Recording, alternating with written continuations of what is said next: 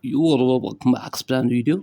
Today we're going to talk about how you can easily fix if your app store is not working. It's giving the error like cannot connect to the app store or you won't be able to download the apps from the app store. So what you need to do is just follow some steps here and fix your problem. So the very first thing, which is just open up settings app, and then from here you have to make sure that you have a strong Wi-Fi connection if you're using the Wi-Fi, or if you're using the mobile data, then make sure that you have a strong mobile data connection, because if you have weak signal you won't be able to download the apps from the app store.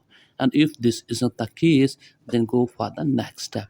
For that, just open up here App Store and then tap here on your profile icon and then scroll it down all the way here, and here is the sign out option. So what you need to do is just sign out your Apple ID from here and then turn off your device at least for the 60 seconds and then turn back on and then sign in with your Apple ID, or try a different Apple ID if available, and then check out whether the problem has been fixed or not. And if the problem still exists there, then what you need to do is just go for the next step.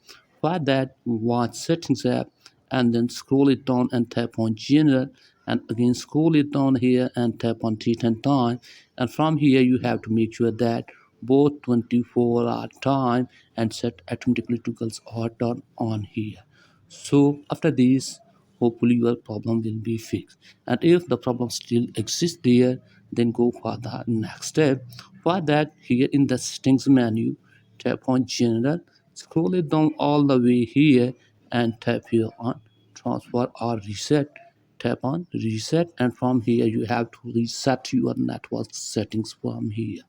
So tap here on this and then give here your passcode, and your network settings will be reset, and hopefully your problem will be fixed.